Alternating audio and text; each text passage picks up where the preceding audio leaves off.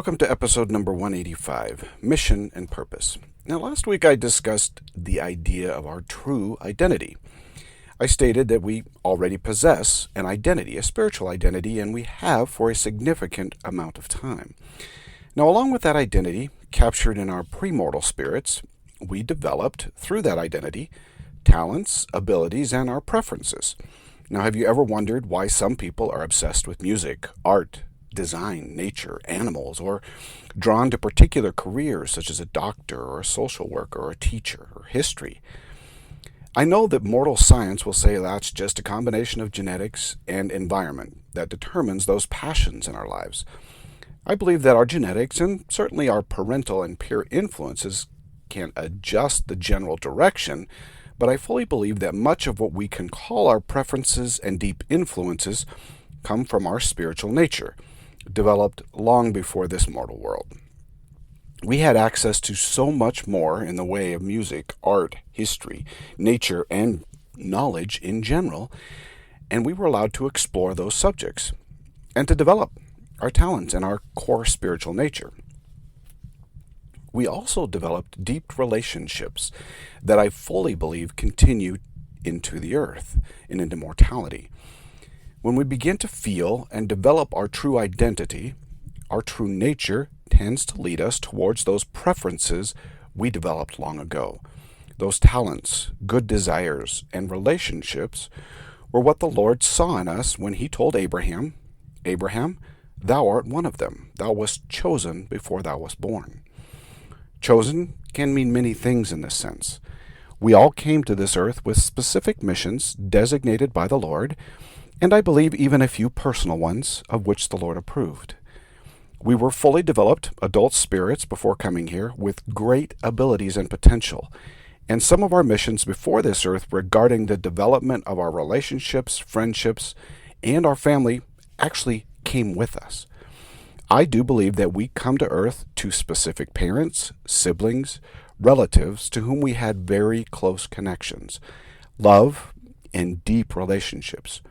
We knew our parents very well, and they were going to practice parenting on us, and then we on our own children, even though in premortality we were related very differently to each other as brothers and sisters.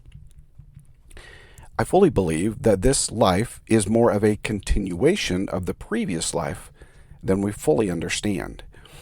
Rediscovering our premortal relationships, missions, passions, hopes, and dreams is actually an incredibly important part of this earthly life, and it's a significant drive within our spiritual natures. Finding a mission in life can and often is sometimes a daunting task. One, because the veil upon our minds, and two, because like our identity, the Lord provides for our missions line upon line. When I first received my patriarchal blessing, I thought that it might tell me of my mission very specifically.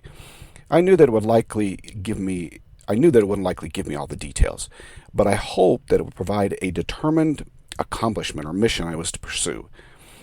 I found it to be more like a treasure map that reveals itself only when I have arrived at the next location on the map.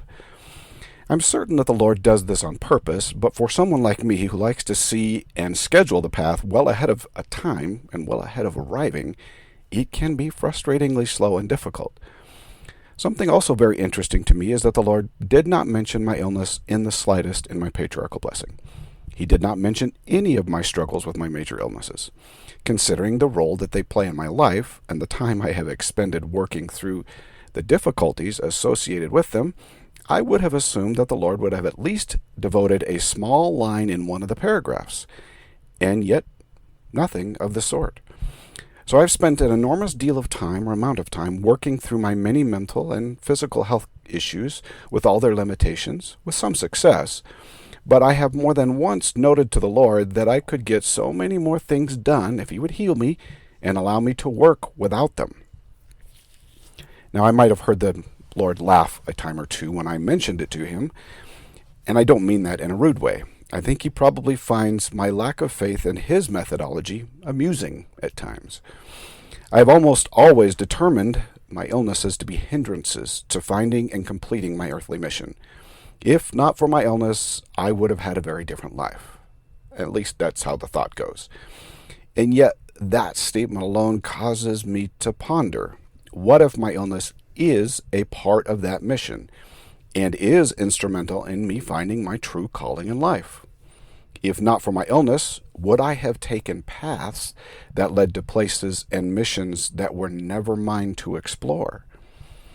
As I have pondered my illnesses and the lessons they have taught me and the experiences I have accumulated so far, I am beginning to see just how the Lord can use such difficulties to develop us in ways that provide for a true mission rather than the mission I envisioned for myself. Here then, this is what I have learned in some of all of this. Sometimes, many times, our personal missions may not match or be the ones that the Lord has purposed for us. We often find a gap between what we view as our mission and what the Lord views as our mission. For instance, I started my education in chemical engineering, thinking in a very direct path to my career. Due to my illness and a variety of other interventions, my career path has been altered far too many times to count, and yet I find myself in a career that I love very much. However, it was never the one that I contemplated, and yet my current job has many of the things I desired in my career. The road to where I am has not been easy or downhill in any sense of the word. I am often reminded of the scripture in Isaiah 55 that states this: "For my thoughts are not your thoughts, neither are your ways my ways, saith the Lord. For as the heavens are higher than the earth, so are my ways higher than your ways, and my thoughts higher than your thoughts." What if my illness, your illness, is one of the methods by which the Lord helps you to find your purpose and keeps you on the path to that next destination? What if all the issues that the illness causes are really His methods of education and learning? I often consider where I would be without my illness. Would I have progressed as far as I have? Would I even still be working towards my mission and fulfilling that mission? What if my mission is found, or our mission is found, in the process of discovering and learning? What if we find our mission along the path the Lord has chosen, and like happiness, it is not a destination, but an actual part of the journey? I've often thought about Peter. What if he had never walked on water and then failed?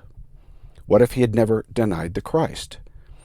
Now, I'm not saying that any type of sin must be a part of finding our mission, but that moment when Peter realized what he had done actually solidified his testimony of the Savior.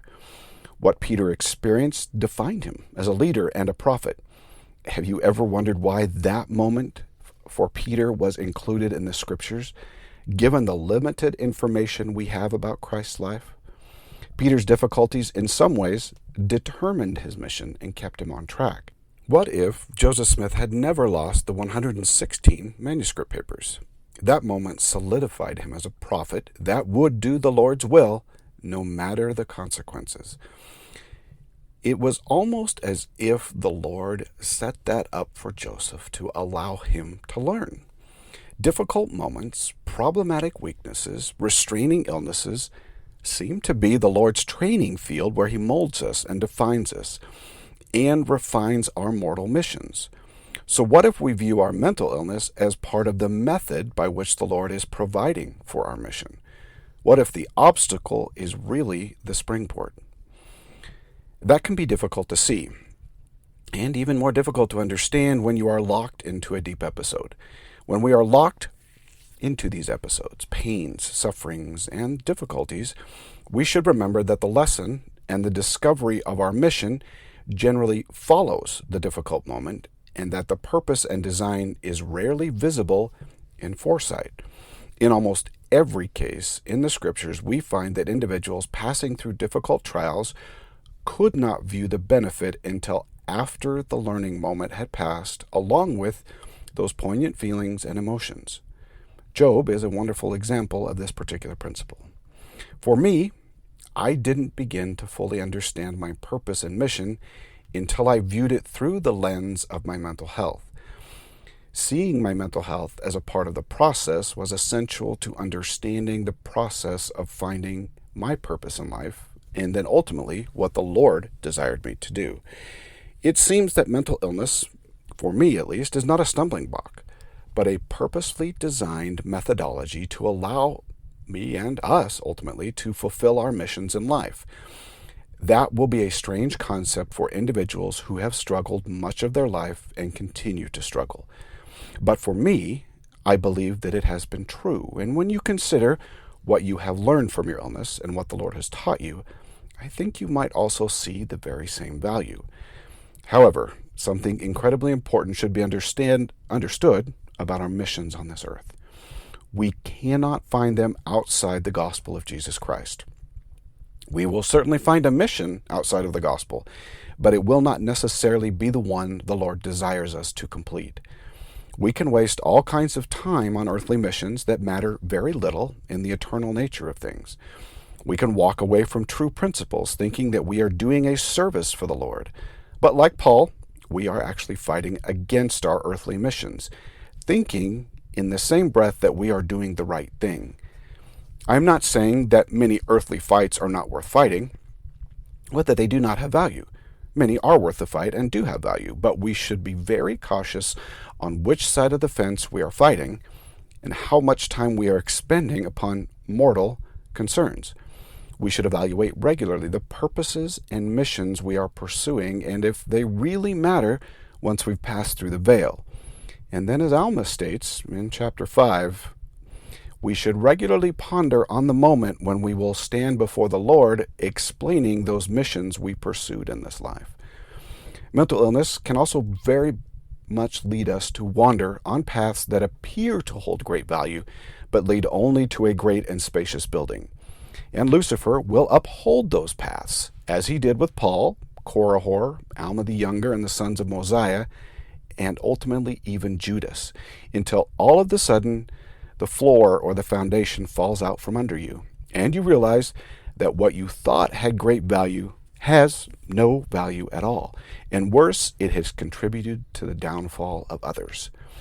We can become lost in a world of victimization, injustice, and anger that causes us to feel very justified in our actions, beliefs, desires, and provides a very feeling purposeful mission. It is so important to realize that Lucifer has great capacity to incite us to feel justified in our missions and our beliefs that in reality have little to no value or foundation. When we find our true mission and our true nature, we will find peace, not anger, victimization, or offense. The final thought on finding that true mission in what the world terms finding yourself is that you need to seek it out and seek it out in the right places. Just because it feels good doesn't mean that it is the right place. Lucifer can make you feel good. Mortal chemistry can make you feel good.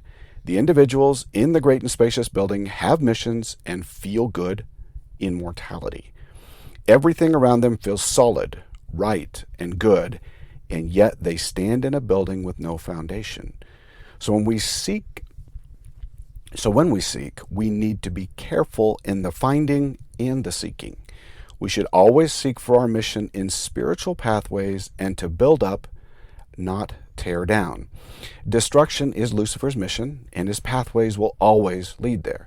However, there's something important to understand about the building up as well. Lucifer can make the building up of the great and spacious building seem as though you are building something great. We should always seek with an eye to the end in sight and what the prophets have stated, whether we agree with the prophets or not. If it does not lead to peace, then it is not likely of the Lord. That doesn't mean we seek out peace at all costs. The fight is a fight, after all, and there will be times when the world leaves no choice but to stand your ground. But even standing your ground should come with a calm and peace that leaves no room for angry words, insults, demeaning language, attacks upon character, or any other of Lucifer's methods of confrontation. If your mission requires this type of confrontation, then it isn't of the Lord, and it isn't your mission. I know that today I've been a little bit more blunt and short, but I sincerely hope you seek to find your mission in this life and that you seek it with the Lord. Your illness can very much be a form of guidance and direction while you seek out those things the Lord desires of you. May He bless you to seek out your mission and to see your value to Him, and that you do have a great mission to perform. You are one of the chosen to have the gospel of Jesus Christ in your life. You are less than 0.5% who possess such a mission in mortality right now, and a calling to have the power of covenants in your life during mortality. That is certainly a mission worth fighting for and of great value to the Lord. And I hope that even with a mortal mental illness fight on your hands, you can see just how valuable you are to the Lord and to His kingdom. Until next week, do your part so that the Lord can do His.